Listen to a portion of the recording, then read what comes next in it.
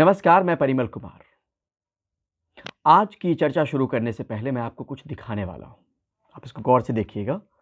ये घर का माहौल है और ये जो लाल पानी दिख रहा होगा उसको आप शब्द मानिए। ये रूई है या आप स्पंज इसको कह सकते हैं, जो बच्चे हैं, जो कोमल हैं। और अगर आपने इस पे डिप किया और इसको अगर आपने इस तरीके से सोक किया तो देखिए, जो पानी की मात्रा थी वो घट गई। कुल मिला के दिखाने की ये कोशिश है कि किस तरीके से चिल्ड्रन, बच्चे, आपके बच्चे जो घर का जो माहौल होता है, जो शब्द होता है, उसको एब्ज़ॉर्ब करते हैं। Children absorb everything around them like sponges. इसको फिर से आप देखिए कि वो शब्द जो हम आप कह रहे हैं उसको बिल्कुल इसी तरीके से बच्चे जो हैं वो एब्ज़ॉर्ब करते हैं। अब यहाँ पे बात उठती है कि जिस तरीके के शब्द का हम इस्तेमाल कर रहे हैं, अगर वो उसी तरीके से उसको ले रहे हैं, क्योंकि रिसर्च ये सीधे तौर पे चीज़ें कहती है, तो यहाँ पे बात उठता है पावर ऑफ वर्ड्स का, कि किस तरह के शब्द हम इस्तेमाल करते हैं और उनसे बच्चों पर क्या असर पड़ता है।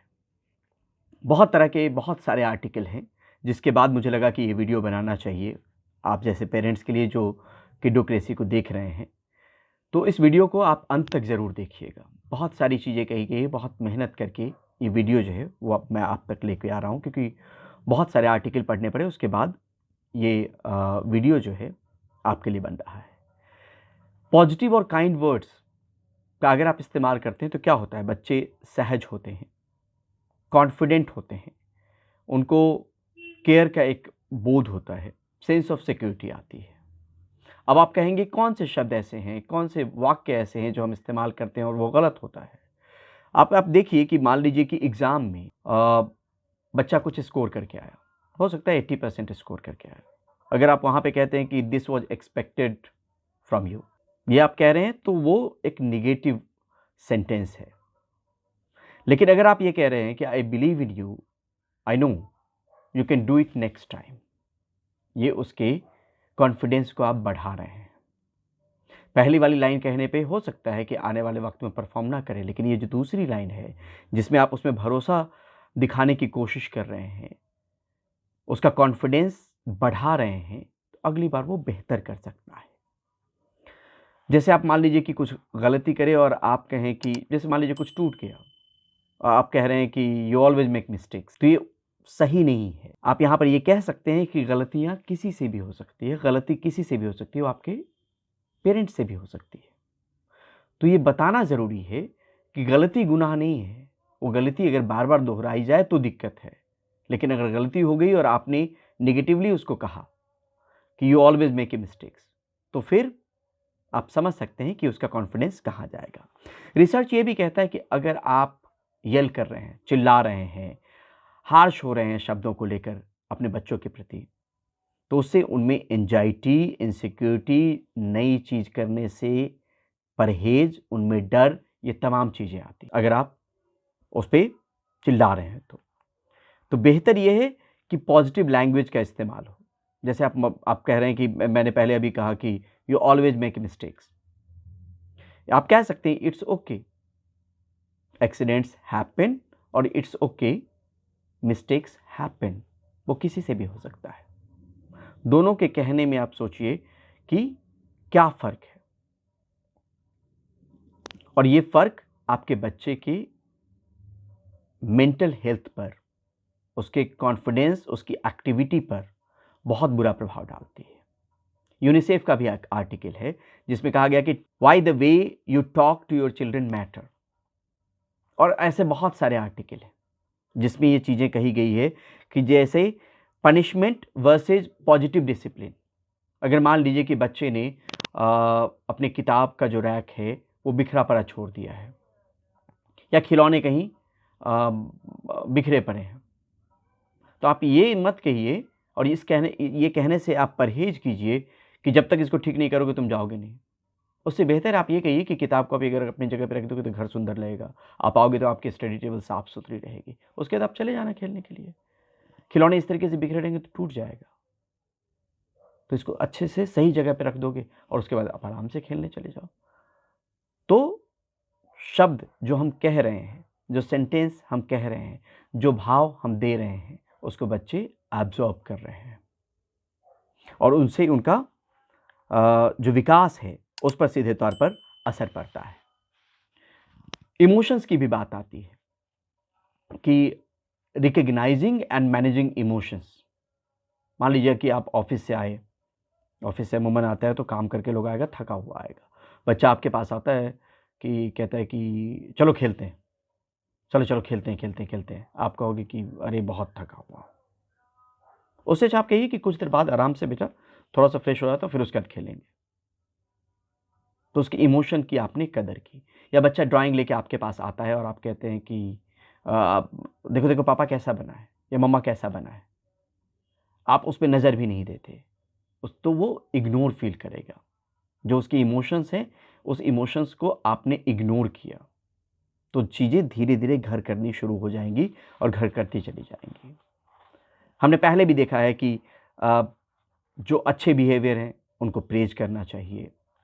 कभी भी जब बात करनी हो, तो बहुत शांत, बहुत अच्छे लहज़े में, आँख में आँख डाल के अच्छे से बात कहनी भी चाहिए और जब वो कह रहे हों, तो बिना टोके उनकी बात सुननी भी चाहिए। यानी प्यार से, शांत स्वभाव से, शांति से और साफ-साफ अपनी बात बच्चों को कहनी चाहिए। ऐसे शब्द का प्रयोग करना चाहिए बातचीत में जो उनको समझ में आती हो, जिसको आसानी से वो समझ सकें। हम कहते हैं कि गलती की हो माफ़ी माँगो, तो सिर्फ बच्चों से ही उम्मीद नहीं होनी चाहिए। इस बात को लेकर एक परंपरा की शुरुआत खुद से भी होनी चाहिए कि गलती अगर हमसे कहीं पर होती है, तो हम भी अपोलोजाइज़ करें, हम भी गलती को मानें और माफ़ी माँगे, जिससे उनको इस बात का एहसास होगा कि सिर्फ बच्चे माफ़ी नहीं माँगते गलती करने पर, बड़ों से भी गलती होती है तो वो माफ़ी माँगते हैं। बातचीत करने का वक्त निकालिए। ये तमाम वो चीज़ें हैं जिसमें अगर आपने थोड़ा-सा ध्यान दे दिया, सिर्फ बातचीत करने को लेकर, अगर मान लीजिए कि आप जैसे नेगेटिव टर्म का यूज़ कर रहे हो, हमेशा सोता रहता है, हमेशा टीवी देखता रहता है, कुंभकर्ण की तरह सोता रहता है। तो रिसर्च कहता है कि ऐसे शब्द जब आप अपने बच्चों को कहते हैं, तो उनका आज तो खराब हो रही है, उनका कल भी खराब हो रहा है, उनका कल खराब हो रहा है, तो हमारा और आपका कल खराब हो रहा है। हम इस बात को बिल्कुल टाल नहीं सकते कि जो आप कह रहे हैं, वो बच्चे नहीं समझ रहे हैं, उनके अंदर वो बातें नहीं जा रही है। उस शब्द को, उस भाव को, उस एक्टिविटी को उसी तरीके से ले रहे हैं जैसे आप उनको कह रहे हैं। ठीक उसी तरीके से जो एग्ज़ाम्पल हमने दिखाया कि स्पंज बच्चे को मानिए और आस-पास के माहौल को या आस-पास के जो शब्द कहे जा रहे हैं उसमें आप सोचिए कि जो शब्द कहे जा रहे हैं वो स्पंज उसको उसी तरीके से सोक कर रहा है, एब्ज़ॉर्ब कर रहा है। तो इस बात का ख़्याल हमें रखना चाहिए और इसमें बहुत सारी जो है वो रिसर्च है जिसके आधार पे ये चीज़ें कही गई है।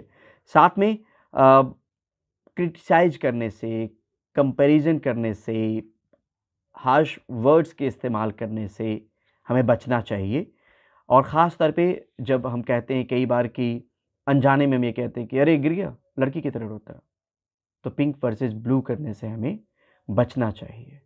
वो जेंडर स्टीरियोटाइप वाली जो चीज़ें हैं, उनसे हमें परहेज़ करना चाहिए कि किसी एक चीज़ में हमने बाँध दिया, लड़का-लड़की या पिंक-ब्लू, इन सब चीज़ों से परहेज़ करना चाहिए। उस तरह के शब्द के इस्तेमाल करने से परहेज़ करना चाहिए। इस तरह के शब्द का अगर बेहतर शब्द का इस्तेमाल करेंगे, कहना भी हो, तो उसका तरीका बदलने की कोशिश करनी चाहिए। उसके तरीके को अगर आप बदल देंगे, तो उसका जो निर्माण होगा कल को, वो शोध, रिसर्च, स्टडी सीधे तौर पे इशारा करती है कि जिस बच्चे को लेकर हम तमाम एनर्जी, पैसे, वक़्त झोंक रहे होते हैं, झोंकने की कोशिश कर रहे होते हैं, उसका एक पॉज़िटिव रिज़ल्ट आपको मिलेगा। और ये एक तरीके से अगर अच्छे शब्द का इस्तेमाल करते तो यही पॉज़िटिव पैरेंटिंग है। और वक़्त अगर मिले तो आप यूनिसेफ का एक आर्टिकल ज़रूर देखिएगा, why the way you talk to your children matter. बहुत कुछ वहाँ से भी सीखने को मिले। वहाँ से भी कुछ चीज़ें ली गई हैं, कुछ चीज़ें जो अलग-अलग जगहों पे स्टडी सजेस्ट कर रही हैं, उनसे वो चीज़ें ली गई है और अगर इन चीज़ों को आप अख्तियार करेंगे, आप बच्चे के व्यवहार में अगर कुछ कमी दिख रही हो आपको, अगर एक वक्त बीत भी गया हो, अपने तरीके को थोड़ा सा बदल देंगे तो फिर आप यकीन मानिए कि आपको रिजल्ट उसी तरीके से मिलेगा, एक बेहतर रिजल्ट मिलेगा। और जिस सुनहरे सपने को लेकर, कल के सपने को लेकर आप संजो रहे हैं, आज से वो चीज़ें झोंक रहे हैं, उसमें अगर अनजाने में भी इस तरह की गलती हो रही हो, तो उसको दूर करने की कोशिश ज़रूर कीजिएगा। जो पॉजिटिव वर्ड्स है, जो पावर ऑफ वर्ड्स है, बहुत मैटर करता है। उसको अपने आप में लाने की कोशिश कीजिएगा, अपने शब्दों में लाने की कोशिश कीजिएगा, दिनचर्या में शामिल करने की कोशिश कीजिएगा। यकीन मानिए बड़ा बदलाव दिखेगा। बहुत-बहुत शुक्रिया, बहुत-बहुत धन्यवाद।